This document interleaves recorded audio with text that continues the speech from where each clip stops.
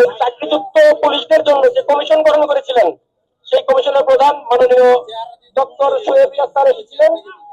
তিনি এসে আমাদের সাথে কথা বলেছেন।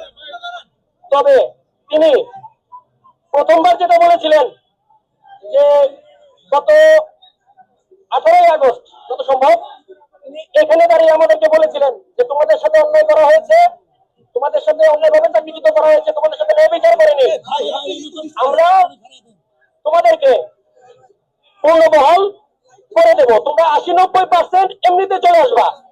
কিন্তু এখন তারা আমাদেরকে বলতেছে আমরা আইনের বাইরে যেতে পারবো না।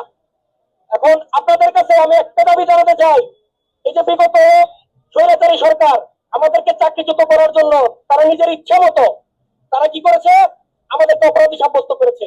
তো আমরা কার কাছে গেলে বলতে পারবো যে আমরা অন্যায় করিনি, আমরা নির্দোষ? আদালত থেকে যদি আমাদের রায় আনতে হয়, তারা তো আমাদের কাগজে লিখে দিয়েছে আমরা অপরাধী নিজে বানিয়ে। আমরা কিভাবে বুঝবো যে আমরা নিরপরাধ?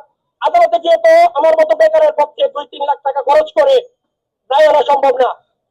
এজন্য আমরা আন্দোলন করে গত 5ই আগস্টের পরে আমরা আন্দোলন করে আমরা মাননীয় সাবেক স্বরাষ্ট্র উপদেষ্টা শাকাত হোসেন স্যারের কাছ থেকে একটা অনুমতি নিয়ে এসেছিলাম। তিনি নির্দেশ দিয়েছিলেন যে বিগত সরকারের আমলে যাদেরকে অবৈধভাবে চাকরিচ্যুত করা হয়েছে তাদেরকে মানবিক বিবেচনায় পূর্ণবহাল করা হোক এবং রায়ের আলোকে যারা রায় প্রাপ্ত তাদেরকে নিয়োগ দেওয়া হোক। তো সেই কথার আশ্বাস বা বাস্তবায়ন এখনো আমরা পাইনি। পুলিশ সেক্টরে যারা আছেন তারা কি কারণে আমাদেরকে বহাল করছেন না? তারা আইন দেখাচ্ছেন যে আইনের মার পেছে। আমরা কিভাবে প্রমাণ করব যে আমরা দোষী নই? আপনাদের কাছে জানতে চাই আমরা কিভাবে, আমরা যে পরিবার নিয়ে রাস্তায় নেমেছি, অপরাধ যদি আমি করে থাকি, আমার পরিবার তো করেনি, আমার মা বাবা তো করেনি, তাদের মুখে তো আমরা রিজিক দিতে পারতেছি না। অনেক মানুষ রিক্সা চালাচ্ছে, ফুটপাতে কাজ করছে, চা বিক্রি করতেছে, আমরা কার কাছে যাবো? আমরা তো সরকারের কাছে গিয়েছিলাম, সরকার তো আদেশ দিয়েছে। তো সেই আদেশের প্রেক্ষিতে এখন যদি বারবার বলে যে আইনের মাধ্যমে আসো, তাহলে আমরা কোথায় যাবো? আপনাদের কাছে আবেদন, আমরা কার কাছে গেলে আমরা প্রমাণ করতে পারবো আমরা নির্দোষ?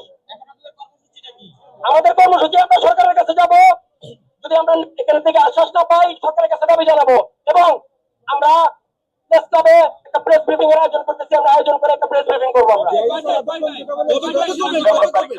যেহেতু প্রেস ব্রিফিং করতে গেলে ওখানে আলোচনা করতে হয়, আলোচনা করে আপনাদেরকে আমরা জানাবো সময় দিলে। আমাদের আন্দোলন শান্তিপূর্ণভাবে আরো কঠোর হবে। আরেকটা বিষয়, ডিআইজি সোহেব সাহেব আগে আপনাদেরকে আশ্বাস দিয়েছে, এমনটা আপনাদের কর্মীরা বলছে, এই মুহূর্তে তার সাথে কি কথা, সে আপনাদেরকে সর্বশেষ কি আশ্বাস দিয়ে গেছে আবার একটু বলবো? তিনি প্রথম যে আশ্বাস দিয়েছিলেন এটা ছিলেন সাবেক আইজিপি তারের কথা। ওনার মাধ্যমে উনি বলেছিলেন 80-90% বল হয়ে যাবে, ফেসবুক টপ টেস্ট গরাজির চাকরির আগে বিয়ে সকল কিছু বল হয়ে যাবে। কিন্তু এখন তিনি আইনের কথা বলতেছেন, তিনি আইনের বাইরে যেতে পারবেন না বা তার হাতে ক্ষমতা নেই তিনি এই 80-90% বল করা। তার উপরে আরো অফিসার আছে, তারা যদি বলে তাহলে তিনি করতে পারবেন। তাহলে আপনারা এখন কি এখানে অবস্থান করবেন কিনা? আমরা আপনাদেরকে জানাচ্ছি, আমাদের প্রতিনিধি আছে, আমাদের সদস্যরা আছে, তাদের সাথে কথা বলে আমরা আপনাদেরকে জানাবো আমাদের পরবর্তী কর্মসূচি। আপাতত শেষ কর্মসূচি না শেষ হয়নি, আমরা এখানে অবস্থান করতেছি।